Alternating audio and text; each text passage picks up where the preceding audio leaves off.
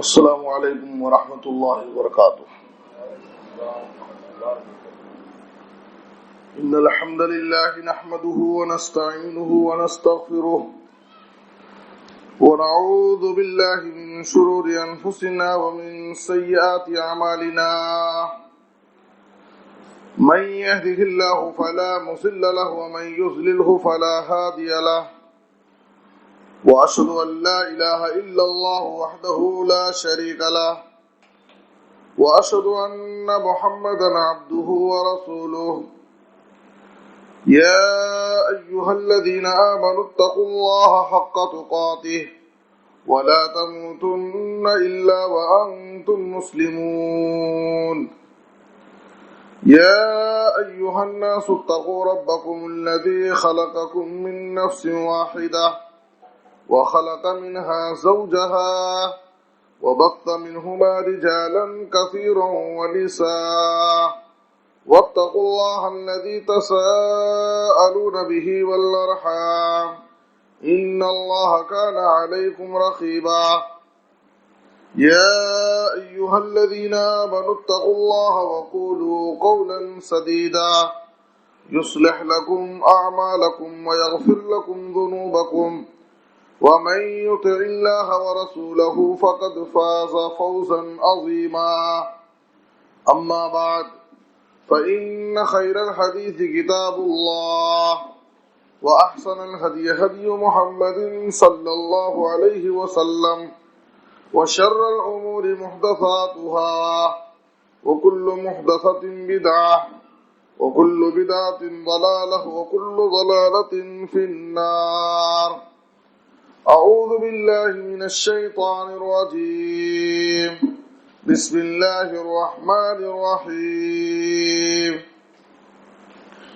يوم نقول لجهنم هل امتلأت وتقول هل من مزيد، وأزلفت الجنة للمتقين غير بعيد، هذا ما توعدون لكل أواب حفيظ. من خشي الرحمن بالغيب وجاء بقلب منيب، ادخلوها بسلام، ذلك يوم الخلود، لهم ما يشاءون فيها ولدينا مزيد.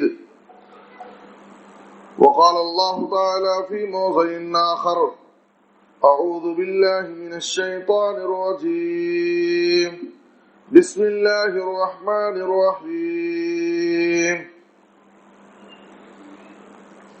إن الله لا يظلم مثقال ذرة وإن تك حسنة يضاعفها ويؤت من لدنه أجرا عظيما.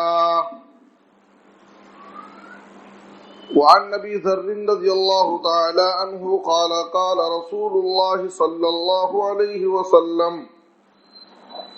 لا تحقرن من المعروف شيئا ولو أن تلقى أخاك بوجه طلق. رواه مسلم. سبحانك لا علم لنا إلا ما علمتنا إنك أنت العليم الحكيم. رب اشرح لي صدري ويسر لي أمري واحلل عقدة من لساني يفقهوا قولي. رب زدني علما. ہر قسم کی حمد و ثنا، تعریف و ستائش، بڑائی اور بزرگی، عظمت و کبریائی صرف اللہ رب العالمین کے لیے لائق اور زیبا ہے۔ درود و سلام ہو ہم سب کے آخری نبی جناب محمد الرسول اللہ صلی اللہ علیہ وسلم پر۔ محترم حضرات،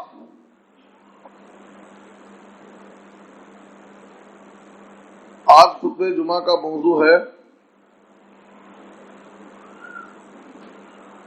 جنت میں لے جانے والے چھوٹے چھوٹے اعمال، چھوٹی چھوٹی نیکیاں جنہیں انسان معمولی سمجھ کر نظر انداز کر دیتا ہے، حالانکہ وہ چھوٹی نیکیاں، وہ چھوٹے اعمال اگر انسان ان کی پابندی کرے تو وہی نیکیاں اس کی مغفرت، اس کی بخشش اور جنت میں جانے کا ذریعہ بن سکتے ہیں۔ ظاہر ہے کہ جنت یہ مومنوں اور متقیوں کا آخرت میں ابدی اور دائمی ٹھکانہ ہے، اور جنت اور جہنم برحق ہے، ہمیں اس پر ایمان ہونا چاہیے۔ ایک مومن کو جتنا زیادہ جنت اور جہنم پر پختہ ایمان اور یقین ہوگا، وہ اتنی ہی زیادہ اس کی فکر کرے گا، اور جو شخص جنت اور جہنم کے بارے میں جتنا غافل ہوگا، اتنے ہی اس کی زندگی نافرمانیوں میں، گناہوں میں اور راہ راست سے ہٹ کر کے زندگی گزرے گی۔ اس لیے ایک مومن، ایک متقی کے دل میں جنت حاصل کرنے کی سچی تڑپ، خواہش اور فکر ہونی چاہیے۔ ہمارے نبی جناب محمد الرسول اللہ صلی اللہ علیہ وسلم نے فرمایا کہ جنت میں جانے کے لیے بندے کے پاس اعمال ضروری ہے۔ ظاہر ہے کہ آخرت کے تمام مراحل میں آدمی کی اگر کوئی چیز کام آئے گی تو انسان کی زندگی کے اعمال صالحہ، نیکیاں کام آئے گی۔ اللہ رب العالمین کا یہ فضل و کرم ہے، یہ اس کا احسان ہے اپنے بندوں پر کہ اس نے ہمارے لیے کچھ ایسے آسان اعمال رکھے، چھوٹے چھوٹے اعمال، کہ اگر ہم ان کی پابندی کر لے جائیں تو اللہ تعالیٰ اپنے فضل و کرم سے ہمیں جنت میں داخل کر سکتا ہے، ہم جنتیوں میں شمار ہو سکتے ہیں۔ یہ اللہ رب العالمین کا فضل و کرم، یہ اس کا احسان ہے اپنے بندوں کے ساتھ۔ سورہ نساء کی آیت نمبر 40 میں نے آپ حضرات کے سامنے پیش کی ہے۔ اس آیت کریمہ میں اللہ تعالیٰ نے کہا ان اللہ لا یظلم مثقال ذرہ۔ قیامت کے دن جب اللہ تعالیٰ بندوں کے درمیان فیصلہ کرے گا، فیصلہ کرتے ہوئے اللہ تعالیٰ بندوں پر ذرہ برابر ظلم نہیں کرے گا، ذرہ برابر۔ جزا اور سزا کے معاملے میں بدلہ دیتے وقت اللہ تعالیٰ کسی پر ذرہ برابر بھی ظلم نہیں کرے گا، ہر ایک کے ساتھ مکمل انصاف کرے گا۔ وَإِن تَكُ حَسَنَةً يُضَاعِفْهَا۔ اللہ نے کہا کہ اگر کسی بندے کے پاس کوئی نیکی ہوگی تو اس نیکی کا اللہ تعالیٰ کئی گنا بڑھا کر کے ثواب دے گا۔ بندے نے ایک نیکی کی ہے، ایک عمل کیا ہے، لیکن اس کے اخلاص کے مطابق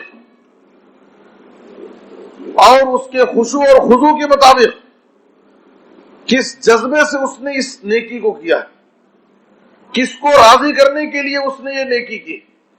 بظاہر تو وہ چھوٹی نیکی ہوگی، دیکھنے میں تو معمولی نیکی ہوگی، لیکن اللہ تعالیٰ اس کے جذبے کو دیکھ کر، اس کے اخلاص کو دیکھ کر کئی گنا بڑھا کر کے ثواب دے۔ اور آگے اللہ تعالیٰ نے کہا وَيُؤْتِ مِن لَّدُنْهُ أَجْرًا عَظِيمًا، اور اللہ تعالیٰ اپنے پاس سے بہت بڑا اجر دے گا۔ دیکھیے اللہ تعالیٰ کا فضل و کرم، اللہ کا احسان اپنے بندوں پر، کہ بندہ ایک نیکی کر رہا ہے لیکن اللہ تعالیٰ اس کی ایک نیکی پر کئی گنا بڑھا کر کے اس کو ثواب دے رہا، اور مزید اللہ تعالیٰ اپنے پاس سے اس کو اجر و ثواب سے نواز رہا۔ تو یہ اللہ رب العالمین کا فضل و احسان ہے۔ انسان بسا اوقات ایسا ہوگا کہ دنیا میں انسان نیکی کر کے بھول گیا ہوگا، لیکن اللہ تعالیٰ کہتا ہے کہ تم نیکی کر کے دنیا میں بھول گئے ہوگے، لیکن ہمارے پاس، ہمارے ریکارڈ میں تمہاری ساری نیکیاں محفوظ، چاہے وہ بڑی نیکی ہو یا چھوٹی نیکی ہو، چاہے تم اسے معمولی سمجھ کر کیے ہوگے یا اسے اہم سمجھ کر کیے ہوگے، ساری نیکیاں تمہاری ہمارے پاس محفوظ ہیں۔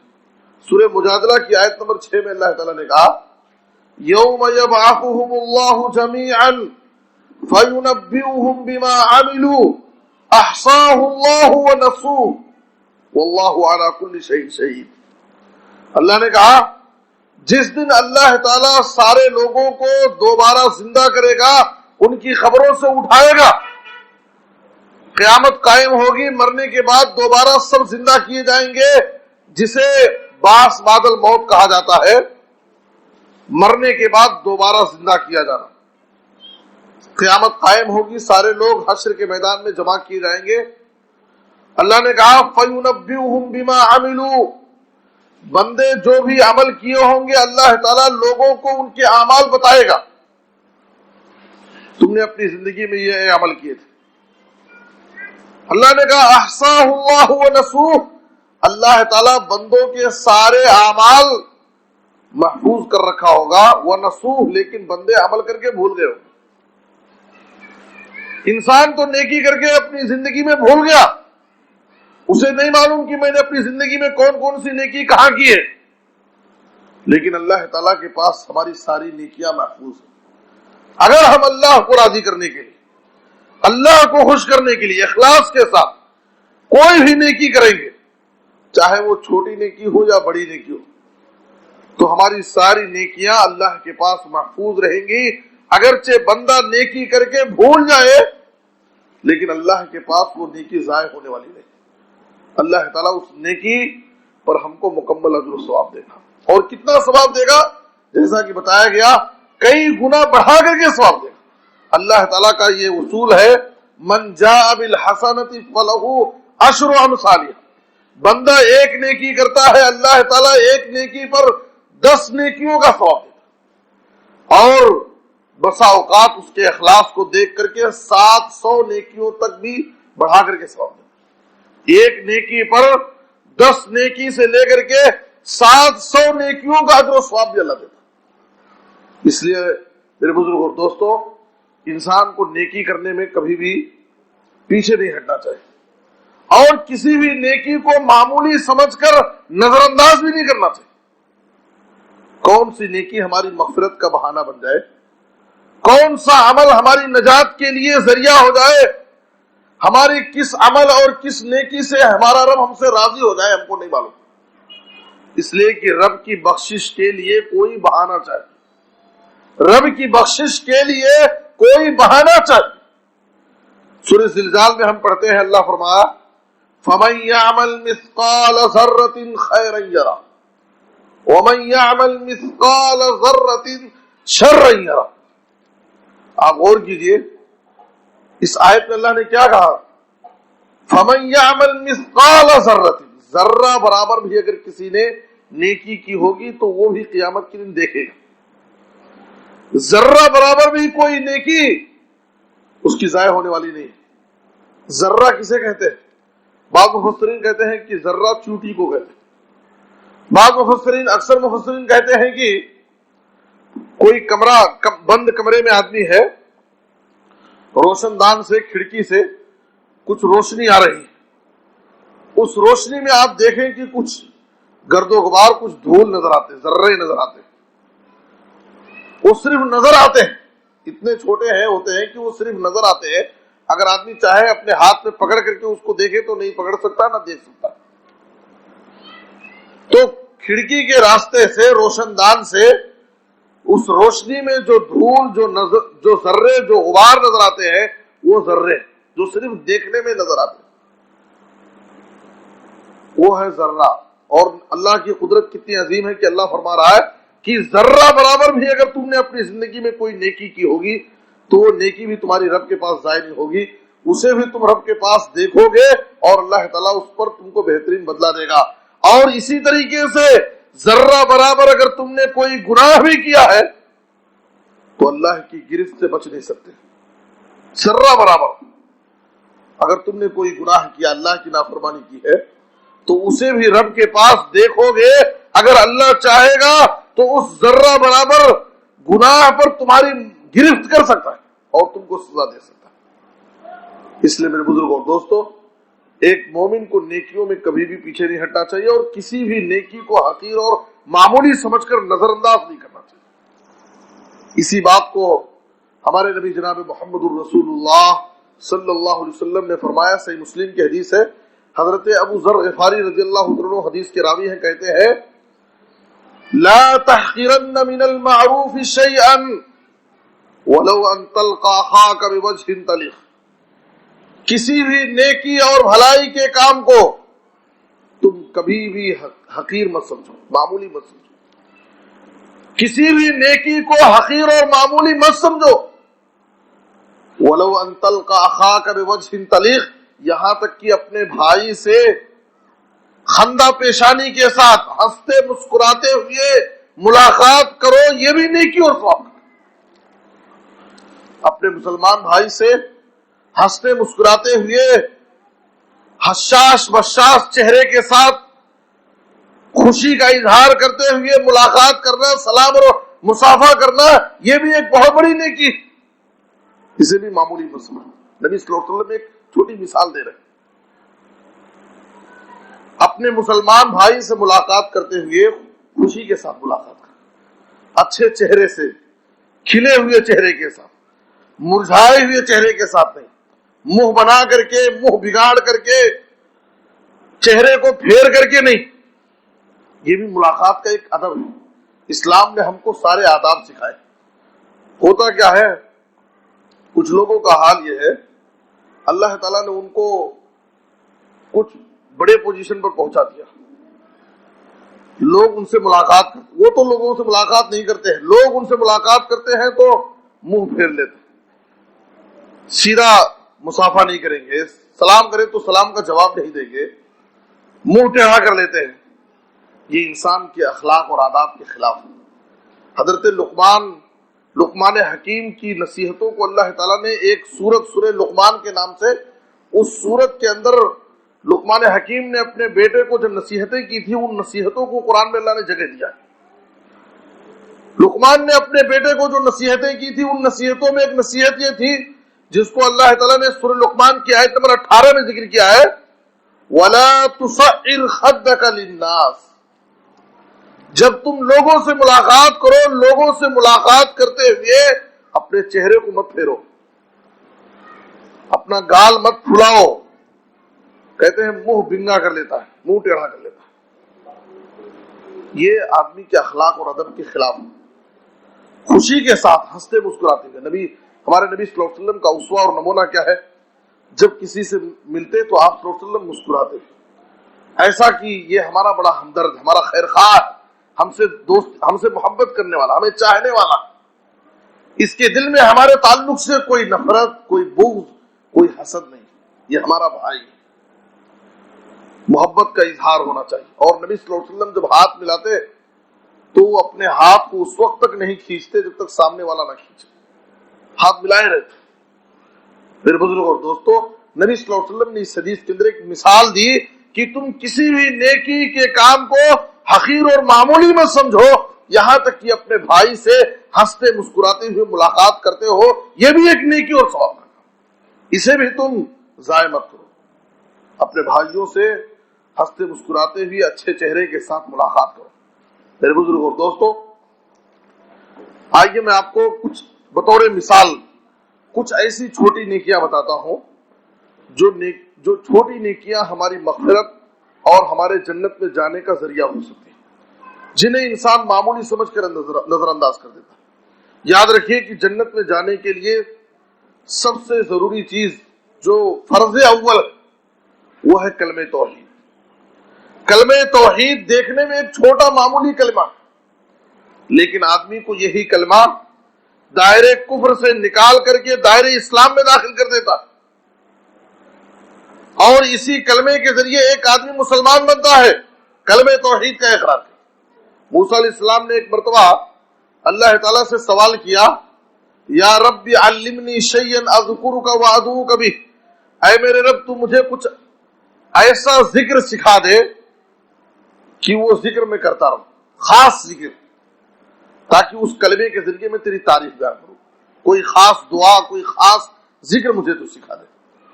اللہ تعالیٰ نے موسیٰ علیہ السلام سے کہا یا موسیٰ قل لا الہ الا اللہ، اے موسیٰ تم کلمہ توحید لا الہ الا اللہ کثرت سے پڑھتے رہو. یہ سب سے افضل ذکر ہے. ذکر میں سب سے افضل ذکر افضل الذکر لا الہ الا اللہ. سب سے افضل ذکر یہ ہے کہ آدمی اپنی زبان پر کلمہ توحید کا ورد کرے، کلمہ توحید کا ذکر کرتا رہے، اپنی زبان سے بکثرت کلمہ توحید پڑھے. اور اسی لیے نبی صلی اللہ علیہ وسلم نے کہا کہ جب بچہ شعور کو پہنچے اور کچھ بات کرنا شروع کرے تو سب سے پہلے اسے کلمہ سکھاؤ، اس کی زبان پر کلمہ لاؤ. بیٹے کلمہ پڑھو، لا الہ الا اللہ، لا الہ الا اللہ. یہ ایک مسلمان کو تعلیم دی گئی کہ جب ہمارے بچے سن شعور کو پہنچے اور ان کی زبان کھلنے لگے، کچھ بات کرنا شروع کرے تو سب سے پہلے ان کی زبان پر کلمہ توحید جاری کرو، کلمہ انہیں سکھاؤ. کلمہ توحید سب سے پہلے بھی اور سب سے آخر میں بھی. نبی صلی اللہ علیہ وسلم نے کہا من کان آخر کلامہ لا الہ الا اللہ دخل الجنہ. کلمہ توحید سب سے پہلے بھی اور سب سے آخر میں بھی ضروری. اس کلمے کے ذریعے ہم مسلمان ہوتے ہیں. اور نبی صلی اللہ علیہ وسلم نے کہا کہ جس کی زندگی کا آخری کلمہ، اس کی سانس رکنے سے پہلے، اس کی جان جانے سے پہلے، موت کے وقت اس کو آخری کلمہ کلمہ توحید نصیب ہو گیا تو وہ جنت میں جائے. تو کلمہ توحید کا اقرار ضروری ہے. دیکھنے میں ایک معمولی کلمہ ہے. موسیٰ علیہ السلام نے کہا، جب اللہ نے کہا کہ اے موسیٰ تم کلمہ توحید پڑھتے رہو، تو موسیٰ علیہ السلام نے کہا یا رب کل عبادک یقولون ھذا، اے میرے رب تیرے سارے بندے اس کلمے کو پڑھتے ہیں، تیرے سارے بندے اس کلمے کو پڑھتے ہیں، پھر مجھ میں اور سارے بندوں میں فرق کیا رہے گا؟ میں تجھ سے خاص دعا میں تجھ سے سیکھنا چاہ رہا ہوں. تو اس وقت اللہ تعالیٰ نے موسیٰ علیہ السلام سے کہا اے موسیٰ لو ان السماوات السبع وآمرهن غیری والارضین السبع فی کفۃ ولا الہ الا اللہ فی کفۃ مالت بہن لا الہ الا اللہ. اے موسیٰ تجھے معلوم نہیں اگر ساتوں آسمان اور اس کے باشندے، اس میں جو مخلوق ہے اللہ کو چھوڑ کر کے، اور ساتوں زمین کو ترازو کے ایک پڑے میں رکھا جائے اور لا الہ الا اللہ کو، کلمہ توحید کو ترازو کے دوسرے پڑے میں رکھا جائے تو کلمہ توحید کا پڑا بھاری ہو جائے گا. دیکھنے میں ایک چھوٹا معمولی کلمہ، اللہ تعالیٰ نے موسیٰ علیہ السلام سے اس کلمے کی اہمیت بیان کی. اور ترمذی کی ایک حدیث جسے حدیث بطاقہ کہا جاتا ہے، قیامت کے دن ایک سارے لوگ ہوں گے، اولین و آخرین، انس و جن، سارے لوگ حشر کے میدان میں جمع ہوں گے. اللہ کے سامنے ایک ایسے شخص کو لایا جائے گا جس کی پوری زندگی گناہوں میں گزری ہوگی، اور اس کے گناہوں کا اندازہ لگائیے کہ کتنا بڑا گنہگار انسان، کہ نبی صلی اللہ علیہ وسلم نے کہا کہ اس کے گناہ 99 رجسٹر میں، دفتر میں لکھے ہوں گے. 99 دفتروں میں اس کے گناہ لکھے گئے ہوں، اور ایک دفتر، ایک رجسٹر کل سجل مثل مد البصر. ایک دفتر کتنا بڑا ہوگا؟ جہاں تک انسان کی نگاہ پہنچ سکتی ہے اتنا بڑا ایک دفتر. اس طرح سے 99 دفتروں میں اس کے گناہ لکھے گئے ہوں. ایسے گناہگار شخص کو لایا جائے گا. اللہ تعالیٰ اس فرشتوں سے کہے گا کہ اس کے سارے گناہ اسے بتاؤ. فرشتے اس کے گناہ کھول کر کے دکھائیں گے اس کی زندگی کی. اللہ اسے کہے گا یہ سب تیرے ہی گناہ ہیں. کہے گا کہ اللہ میرے ہی گناہ ہیں. اللہ کہے گا کہ میرے فرشتوں نے ان گناہوں کو لکھنے میں کہیں غلطی تو نہیں کی ہے؟ کہیں تیرے اوپر ظلم تو نہیں کیا؟ غلط تو نہیں لکھ دیا ہے؟ نہیں اے رب، اے اللہ، کوئی غلط نہیں لکھا، یہ سب میرے ہی گناہ ہے، میں نے ہی کیا. وہ سب اقرار کرتا جائے گا. اچھا تو آج میرے عذاب سے اپنے آپ کو بچانے کے لیے تیرے پاس کوئی نیکی ہے؟ وہ کہے گا کہ اللہ اتنے سارے گناہ میرے پاس، تو مجھے نہیں یاد آتا کہ میرے پاس کوئی نیکی ہو جو نیکی آج مجھے تیرے عذاب سے بچا سکے. میں نے سورہ نساء کی آیت نمبر 40 پڑھی، اس میں اللہ نے کیا کہا؟ ان اللہ لا یظلم مثقال ذرہ، قیامت کی دن اللہ تعالیٰ جب بندوں کا حساب و کتاب کرے گا، بندوں کو ان کے اعمال کا بدلہ دے گا، تو بدلہ دینے میں اللہ ذرہ برابر بھی کسی پر ظلم نہیں کرے گا۔ ایک نیکی بھی اگر اس کے پاس ہے تو اللہ اس کو بھی حاضر کرے گا، اس کے سامنے لائے گا، اور اس کی ایک نیکی پر کئی گنا بڑھا کر کے ثواب دے گا، اور اپنی طرف سے اللہ اور بھی ثواب دے گا۔ اللہ اس سے کہے گا کہ تیرے پاس کوئی نیکی ہے، یاد کر، کہے گا کہ اللہ مجھے نہیں یاد آتی کوئی نیکی مجھے۔ اللہ کہے گا بلا ان لک عندنا حسنہ، تیری ایک نیکی میرے پاس ہے، تجھے یاد نہیں ہے اور تو اسے معمولی سمجھتا ہے، تیری ایک نیکی میرے پاس ہے۔ اس کے بعد اللہ تعالیٰ ایک بطاقہ کہتے ہیں کارڈ، ایک کارڈ نکالے گا، اس کارڈ پر لکھا ہوگا اشہد ان لا الہ الا اللہ واشہد ان محمدا عبدہ ورسولہ۔ یہ جو کلمے کا اقرار کیا تھا دنیا میں، کلمہ توحید کی گواہی دیا تھا، تو وہ اس کارڈ پر لکھا ہوگا، اس کی وہ نیکی اللہ تعالیٰ اس بندے کو وہ کارڈ دے گا اس کے ہاتھ میں، اور اس سے کہے گا احضر وزنک، یہ کارڈ لے اور اپنے گناہوں کا دفتر سمیٹ لے، اور ان سب کو لے جا کر کے میزان ترازو کے پاس جا اور اپنے نام اعمال کو وزن کر لے۔ وہ بندہ کہے گا کہ اے اللہ ما هذه البطاقہ ما هذه السجلات، گناہوں کا 99 رجسٹر کے مقابلے میں اس چھوٹے کارڈ کی کیا ہے؟ یہ تو وزن ظاہر ہے، معلوم ہے۔ کہا ایک طرف گناہوں کا 99 دفتر، کہا ایک طرف ایک چھوٹا سا کارڈ، آخر میں کیا وزن کرو؟ اللہ کہے گا وزن کر۔ وہ ترازو میں رکھے گا، نبی صلی اللہ علیہ وسلم نے کہا لا الہ الا اللہ والا کلمہ بھاری ہو جائے گا، لا الہ الا اللہ والا ترازو کا پڑھنا بھاری اور وزنی ہو جائے گا، اس لیے کہ نبی صلی اللہ علیہ وسلم نے کہا وَلَا يَثْقُلُ مَعَ اسْمِ اللَّهِ شَيْءٍ، اللہ کے نام سے زیادہ کوئی چیز وزنی ہو ہی نہیں سکتی۔ اسی لیے نبی صلی اللہ علیہ وسلم نے حدیث قدسی میں فرمایا کہ اللہ کہتا ہے یا ابن آدم لو اتیتنی بقراب الارض خطایا ثم لقیتنی لا تشرک بی شیئا لاتیتک بقرابها مغفرہ، اے ابن آدم قیامت کی دن جب تو میرے پاس آئے گا، زمین بھر کر گناہ کر کے آ میرے پاس، لیکن تیرے گناہوں میں میں تلاش کروں گا، اگر شرک کا گناہ نہیں ہے، تیرے پاس توحید ہے، اور زمین بھر کر کے گناہ کر کے لاتیتک بقرابها مغفرہ، تو مجھ سے امید رکھ، میں اگر چاہا تو میں معاف کر سکتا ہوں۔ شرط کیا ہے کہ تیرے پاس توحید ضروری ہے، قلب توحید کا اقرار ضروری ہے۔ یہ توحید کی نعمت، توحید کی جو دولت ہمیں ملی ہے، اے لوگوں اس کو معمولی نہ سمجھو، اس توحید پر مرتے دم تک قائم رہو، اس توحید کے تقاضوں کو پورا کرو۔ توحید ہم سے کیا تقاضا کرتا ہے؟ یہ کلمہ ہم سے کیا تقاضا کرتا ہے؟ حیات و دولت و عزت تمام ہے بیکار، حیات و دولت و عزت تمام ہے بیکار اگر تو کہہ نہ سکا لا الہ الا اللہ۔ پھر بزرگ اور دوستو، تو کلمہ توحید جنت میں جانے کے لیے ضروری ہے۔ دیکھنے میں ایک چھوٹا معمولی کلمہ ہے، لیکن اس کلمے کے بغیر آدمی جنت میں ہرگز داخل نہیں ہو سکتا۔ توحید اول بھی ضروری ہے، آخر بھی ضروری ہے۔ ہر حال میں ایک بندے کے پاس اس کے نام اعمال میں کلمہ توحید کا ہونا ضروری ہے۔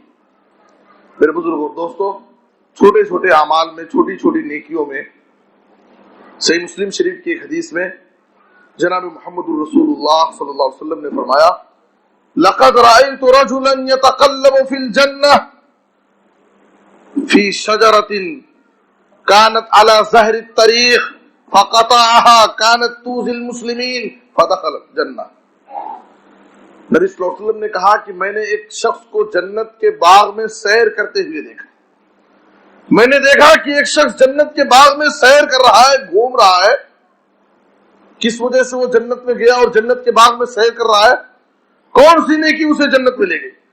آپ صلی اللہ علیہ وسلم نے کہا کہ وہ شخص راستے سے گزر رہا تھا، راستے میں ایک کانٹے دار جھاڑی، کانٹے دار درخت ملا جو لوگوں کے راستوں کو روک کے رکھا تھا، گزرنے والوں کو اس کانٹے دار جھاڑی سے گزرنے میں تکلیف ہو رہی تھی، یہ شخص جا رہا تھا، اس کانٹے دار جھاڑی کو کاٹ کر کے اس کو بازو رکھ دیا، گزرنے والوں کے لیے آسانی پیدا کر دیا۔ اللہ تعالیٰ نے اس کے اس عمل کی قدر کی، اس عمل سے خوش ہو کر کے اس کو جنت میں داخل۔ عمل کتنا بڑا ہے؟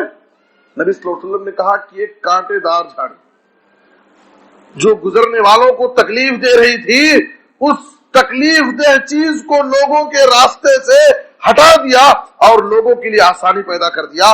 اللہ اس کے اس عمل سے راضی ہو کر کے اس کو جنت میں داخل۔ میرے بزرگوں دوستو، دیکھنے میں کتنی معمولی چیز ہے، ہم بھی گزرتے ہیں راستے میں بہت ساری چیز پڑی رہتی ہے، اینٹ ہے، پتھر ہے، کانٹے دار چیز ہے، کوئی بھی پھسلنے کی چیز ہے، ہم دیکھتے ہوئے گزر جاتے ہیں اور یہ سمجھتے ہیں کہ یہ تو میرا کام نہیں، یہ تو میرا کام نہیں ہے۔ پھر بزرگوں دوستو، تکلیف دہ کوئی بھی چیز راستے سے ہٹانا یہ بہت بڑی نیکی ہے، بلکہ نبی صلی اللہ علیہ وسلم نے کہا ایمان کا ادنا درجہ، آپ صلی اللہ علیہ وسلم نے کہا الایمان بضع و سبعون شعبہ، ایمان کی 70 سے زیادہ شاخیں ہیں، ایمان کے 70 سے زیادہ درجے ہیں، فافضلها قول لا الہ الا اللہ، ایمان کا سب سے افضل درجہ کلمہ لا الہ الا اللہ کا اقرار کرنا، اور سب سے ادنا درجہ ایمان کا کیا ہے؟ اماطۃ الاذی عن الطریق، راستے سے تکلیف دہ چیز کو ہٹانا، راستے سے تکلیف دہ چیز، ہر وہ چیز جس سے گزرنے والوں کو تکلیف ہو رہی ہو راستے سے ہٹا دیے، یہ ایک بہت بڑی نیکی ہے، اور ایسا کرنے والے کو اللہ تعالیٰ نے جنت میں داخل کیا۔ میرے بزرگوں دوستو، اس لیے ہمیں چھوٹی چھوٹی نیکیاں جو چلتے پھرتے ہم کو نظر آتی ہے، ہمیں انہیں معمولی نہیں سمجھنا چاہیے۔ ہو سکتا ہے یہ چھوٹی نیکی ہماری مغفرت کا ذریعہ بن جائے، ہم سے رب ہمارا راضی ہو جائے ہمارے اس چھوٹے عمل کو خوش ہو جائے۔ ایک مسلمان اس دنیا کے اندر آیا ہے لوگوں کے لیے رحمت بننے، لوگوں کے لیے زحمت بننے کے لیے نہیں۔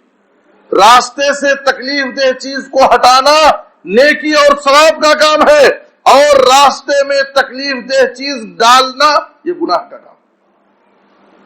ہم میں سے ہر شخص غور کرے، ہم اپنی دکان پر غور کریں، اپنے مکان پر غور کریں۔ بسا اوقات ہم اپنے گھر، اپنی گاڑیاں اپنے گھروں کے سامنے، اپنی دکانوں کے سامنے آڑا ٹیڑھا کھڑا کر دیتے ہیں، جس سے گزرنے والوں کو تکلیف ہوتی ہے، ٹریفک، لوگوں کے لیے ٹریفک کا مسئلہ آ جاتا ہے۔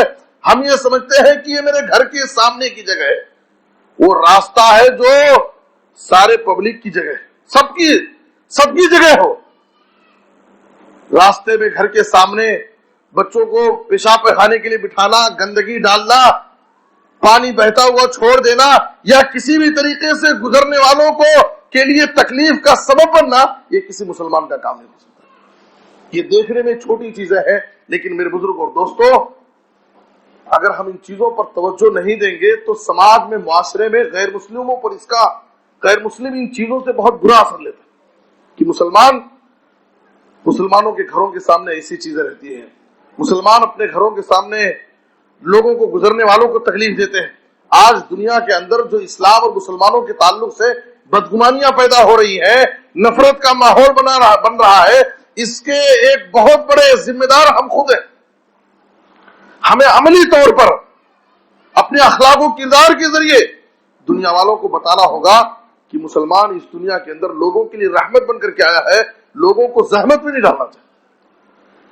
اسلام، مسلمان اس دنیا کے اندر ایک امن پسند قوم کی شکل میں زندگی گزارنا چاہتا، لوگوں میں دہشت نہیں پھیلانا چاہتا۔ میرے بزرگوں دوستو، تو راستے سے تکلیف دہ چیز ہٹانے والے کو اللہ تعالیٰ نے جنت میں داخل کر، ایک چھوٹی نیکی۔ اسی طریقے سے آپ صلی اللہ علیہ وسلم نے کہا، آپ نے بارہا سنا ہے کہ بنو اسرائیل کی ایک زانیہ، بدکار، فاحشہ عورت نے ایک پیاسے کتے کی جان بچا دی۔ نبی صلی اللہ علیہ وسلم نے کہا کہ ایک پیاسا کتا جس کی پیاس کی وجہ سے جان جا رہی تھی، ایک کنویں کے چاروں طرف وہ چکر کاٹ رہا تھا، اور پیاس کی طرف سے وہ کچی زمین کو، تر زمین کو اپنی زبان سے چاٹ رہا تھا۔ ایک خاتون جو ازرعتہ بغی من بغایا بنی اسرائیل، بنو اسرائیل کی ایک زانیہ فاحشہ بدکار عورت کی نظر اس پر پڑتی ہے. اس نے دیکھا کہ پیاس کی وجہ سے اس کتے کی جان جانے والی ہے. اس نے اس پر رحم کیا, اپنے چمڑے کو, موزے کو نکالا اور کنویں میں اتر کر کے اس سے پانی نکالا اور اس پیاسے کتے کو پلا دیا اور اس کی جان بچا لی. اللہ تعالیٰ اس کے اس عمل سے راضی ہو کر کے اس کی مغفرت کر دی اور اس کو جنت میں داخل کر دی. میرے بزرگوں, دوستو, آپ تصور کیجئے کتا, ہمارے ذہنوں میں کتے کا کیا تصور ہے, اور ایسے پیاسے کتے کی جان بچانے اور اس کو صرف پانی پلا دینے کی وجہ سے اللہ تعالیٰ نے ایک گنہگار بدکار عورت کے اوپر رحم کر کے اس کی زندگی کے گناہوں کو اللہ تعالیٰ نے معاف کر دیا اور اس کو جنت میں داخل کر دیا. یہ موسم, جس موسم سے ہم گزر رہے ہیں, یہ سخت گرمی کا موسم ہے اور اس میں ہر ایک کو پانی پینے کی ضرورت ہے. مسلمان ہے, غیر مسلم ہے, انسان ہے, جانور, ہم اپنے گھروں کے آس پاس, اپنے دکانوں کے آس پاس لوگوں کے لیے پانی کا انتظام کریں. پانی پلانا یہ ایک بہت بڑا نیکی کا عمل ہے اور بہت افضل صدقہ نبی صلی اللہ علیہ وسلم نے کہا. آپ دیکھ رہے ہیں کہ ایک پیاسے کتے کی جان بچانے کی وجہ سے اس فاحشہ بدکار عورت کی اللہ نے مغفرت کر دی اور اس کے جنت میں جانے کا ایک ذریعہ ہو گیا. اس لیے میرے بزرگوں اور دوستو, ہمیں کبھی بھی کسی بھی عمل کو معمولی نہیں سمجھنا چاہیے. اس خاتون کی پوری زندگی گناہوں میں گزری, ایک معمولی نیکی اس کی مغفرت کا بہانہ بن گئی. اس لیے ہمیں کسی بھی نیکی کو معمولی سمجھ کر کے نظر انداز نہیں کرنا چاہیے. میرے بزرگوں اور دوستو, اس کے علاوہ اور بھی بہت سارے چھوٹے چھوٹے ایسے اعمال ہیں. حضرت عائشہ, ابن ماجہ کی روایت ہے, حضرت عائشہ رضی اللہ تعالیٰ عنہا کی خدمت میں ایک خاتون آئی, اس کی 2 بچیوں کو لے کر کے. بڑی غریب خاتون تھی, اس کے پاس اپنی 2 بچیوں کو کھلانے کے لیے گھر میں کوئی چیز نہیں. اپنی 2 بیٹیوں کو لے کر کے وہ گھر سے باہر نکل گئی ہے کھانے کی تلاش میں کہ کچھ مل جائے تو اپنی بچیوں کو کھلا دے. عائشہ رضی اللہ عنہا کے گھر کے پاس آئی اور کچھ اس نے کھانا طلب کیا. عائشہ رضی اللہ تعالیٰ عنہا نے گھر میں تلاش کیا اور ایک روایت کے مطابق صرف 1 کھجور اور صحیح مسلم کی دوسری روایت کے مطابق گھر میں عائشہ رضی اللہ عنہا کو 3 کھجوریں ملی. غور کریں اور ہماری خواتین غور کریں کہ نبی صلی اللہ علیہ وسلم کی ازواج مطہرات, آپ کی بیویوں کے گھر کی حالت کیسی. گھر میں تلاش کی جا رہی ہے تو کھجور کے علاوہ, وہ بھی 3 کھجوروں کے علاوہ کوئی چیز نہیں. اور اسی لیے عائشہ رضی اللہ تعالیٰ عنہا کہتی تھی کہ 2 مہینے گزر جاتے تھے اور میرے گھر میں چولہا نہیں جلتا تھا. حضرت عائشہ رضی اللہ تعالیٰ عنہا نے یہ بات بطور شکایت نہیں کہی ہے, بلکہ امت کی خواتین کو, امت کی عورتوں کو نصیحت دینے کی کہ نبی کے بیویوں کے گھر کا حال یہ ہے کہ 2 مہینے گزر جاتے اور گھر میں چولہا نہیں جلتا تھا. پوچھنے والے نے پوچھا کہ آخر 2 مہینے تم کیسے گزارا کرتے تھے؟ کہا الاسودان, پانی اور کھجور پر ہمارا گزر بسر ہوتا تھا. کھجوریں کھاتے تھے اور پانی پی لیتے تھے, اسی پر ہماری زندگی گزرتی تھی. کوئی انصاریوں کے پاس دودھ دینے والے جانور ہوتے تھے, وہ نبی صلی اللہ علیہ وسلم کو تحفے میں دودھ بھیج دیتے تھے, نبی صلی اللہ علیہ وسلم دودھ پی لیتے تھے. اسی پر ہماری زندگی گزرتی تھی. 2 مہینے گزر جاتے اور ہمارے گھر میں چولہا نہیں جلتا. پھر بزرگوں اور دوستوں, ہماری خواتین کو اس سے نصیحت حاصل کرنی چاہیے. اگر شوہر کی زندگی میں کبھی تنگی آ جائے, شوہر کی زندگی میں کبھی مشکل حالات آ جائے, تو ایک نیک عورت, مثالی عورت کا کردار ایسے وقت میں یہ ہوتا ہے کہ جیسے خوشحالی کے دور میں وہ اپنے شوہر کے ساتھ تھی, تو تنگی کے دور میں بھی اپنے شوہر کے ساتھ معاون اور اس کے دستے بازو بن کر کے زندگی گزارے, اس کو ہمت دلائے, اس کا ساتھ دے گی اور کبھی بھی اس کا ساتھ نہیں چھوڑ سکتی. امت کی خواتین کو حضرت عائشہ رضی اللہ عنہا نے یہ پیغام دیا ہے. کہتی ہیں کہ گھر میں میں نے تلاش کیا, 3 کھجوریں مجھے ملی. وہ 3 کھجوریں لا کر کے اس ماں کو دیا. اس ماں نے 1 کھجور ایک بچی کو دی, دوسری کھجور دوسری بچی کو دی, تیسری کھجور خود کھانے کے لیے چلی. تو ایک بچی وہ تیسری ماں کے حصے کی کھجور لینے کے لیے جھپٹی, ہاتھ آگے بڑھائی. ماں کو اس بچی پر رحم آیا, ماں کی ممتا تڑپ گئی. خود ماں بھوکی ہے لیکن اپنی بچی کو بھوکی دیکھنا اسے گوارا نہیں ہے. اس نے اپنے حصے کی تیسری کھجور کو پھر آدھی آدھی کیا اور اس تیسری کھجور کو 2 ٹکڑے کر کے آدھی کھجور ایک بچی کو دی اور آدھی کھجور دوسری بچی کو دی. اس طریقے سے دونوں بچیوں میں اس 3 کھجور کو تقسیم کر دیا اور خود کچھ بھی نہیں کھائی. عائشہ رضی اللہ عنہا کہتی ہیں کہ میں نے یہ منظر دیکھا جب نبی صلی اللہ علیہ وسلم میرے پاس گھر میں آئے. پورا واقعہ میں نے نبی صلی اللہ علیہ وسلم سے بیان کیا. آپ صلی اللہ علیہ وسلم نے کہا، ابن ماجہ کے جو الفاظ ہے، ما عجبو کے لقد دخلت به الجنہ، تجھے تعجب کس بات پر ہے؟ اس خاتون کو اس کے اس عمل سے خوش ہو کر کے اللہ تعالیٰ نے اس کی وجہ سے اسے جنت میں داخل کر دیا. کہ اس ماں کو اپنی بچیوں کی تعلیم و تربیت، اپنی بچوں کی پرورش کی کس قدر فکر ہے کہ خود بھوکی رہ جاتی ہے لیکن اپنے بچیوں کو شکم سیر کر کے ان کو سکون دینا چاہتی ہے. اللہ تعالیٰ اس کی ماں کی اس عمل سے خوش ہو کر کے اس کو جنت میں داخل کرے. میرے بزرگوں اور دوستو، ہم اپنے بیوی بچوں پر جو خرچ کرتے ہیں، ان کے لیے جو محنت کرتے ہیں، دن رات ہم ان کے لیے جو کوشش کرتے ہیں اور تجارت اور کاروبار کرتے ہیں، ہم یہ نہ سمجھے کہ ہماری یہ محنت ضائع جا رہی ہے. بیوی بچوں کے لیے محنت کرنا اور ان کو حلال روزی، ان کے لیے حلال روزی کا انتظام کرنا، ان پر خرچ کرنا، یہ بہت بڑا ثواب کا کام ہے، بہت بڑی نیکی کا کام. اس لیے میرے بزرگوں اور دوستو، آپ صلی اللہ علیہ وسلم نے کہا نفقۃ الرجل علی اہلہ صدقہ، اپنے بیوی بچوں پر خرچ کرنا یہ بھی صدقہ ہے، یہ بھی نیکی اور ثواب کا کام. تو ہماری زندگی میں ہم سے بہت سے ایسے اعمال ہوتے ہیں جن کو ہم معمولی سمجھتے ہیں، لیکن وہ معمولی عمل، چھوٹی نیکی آخرت میں ہماری نجات، ہماری مغفرت کا ذریعہ ہو سکتی ہے، ہمیں جنت میں لے جانے والی بن سکتی ہے. اس لیے ہمیں اپنی زندگی میں کسی بھی عمل کو معمولی سمجھ کر کے نظر انداز نہیں کرنا چاہیے. چھوٹی سی چھوٹی نیکی بھی، نیکی کا کوئی بھی موقع، ثواب کا کوئی بھی کام ہم اپنے ہاتھ سے جانے نہ دیں. یہی نیکیاں ہماری آخرت میں کام آئیں گی، یہی نیکیاں ہمارے قبر میں کام آئیں گی، یہی نیکی پل صراط کے اوپر سے گزرنے میں کام آئے گی، یہی نیکی جب ہمارے نام اعمال وزن کیے جائیں گے اس وقت ہمارے نام اعمال کو وزنی بنائے گی. چھوٹے چھوٹے بہت سارے اذکار جو دیکھنے میں بہت معمولی ہے، زبان سے پڑھنا اور بیان کرنا بہت آسان ہے. نبی صلی اللہ علیہ وسلم نے کہا کلیمتان حبیبتان الی الرحمن ثقیلتان فی المیزان خفیفتان علی اللسان سبحان اللہ وبحمدہ سبحان اللہ العظیم. صحیح بخاری کی آخری حدیث ہے. کہا کہ نبی صلی اللہ علیہ وسلم نے 2 کلمے اللہ کو بہت پسند ہے، اللہ کو بہت پسند.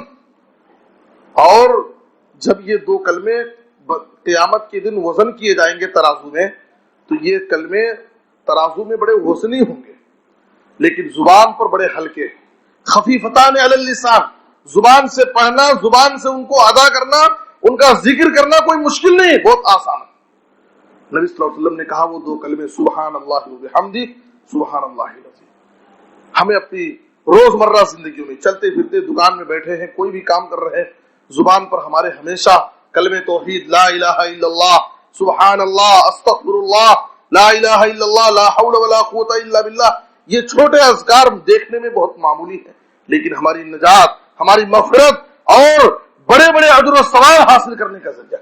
اس لیے میرے بزرگوں اور دوستو، ہمیں ان چیزوں پر توجہ دینی چاہیے اور یہ سوچنا چاہیے کہ ہم مرنے کے بعد کے آخرت کے تمام مراحل میں ہمارے ساتھ جو چیز رہے گی وہ ہماری زندگی کی ہی نیکیاں ہمارے آخرت میں کام آئیں گی. اللہ سے دعا ہے کہ اللہ تعالیٰ ہمیں اپنی زندگی میں زیادہ سے زیادہ نیکی کے کام کرنے کی توفیق عطا فرمائے. اللہ تعالیٰ ہمیں اپنی زندگی میں حد درجہ ہر طریقے سے گناہوں سے دور رہنے، گناہوں سے بچنے کی اللہ ہمیں توفیق دے. اے اللہ جو بیمار ہیں انہیں شفا عاجل کامل عطا فرما. اے اللہ جو مقروض ہیں انہیں ادائیگی قرض کی کوئی آسان سبیل پیدا فرما.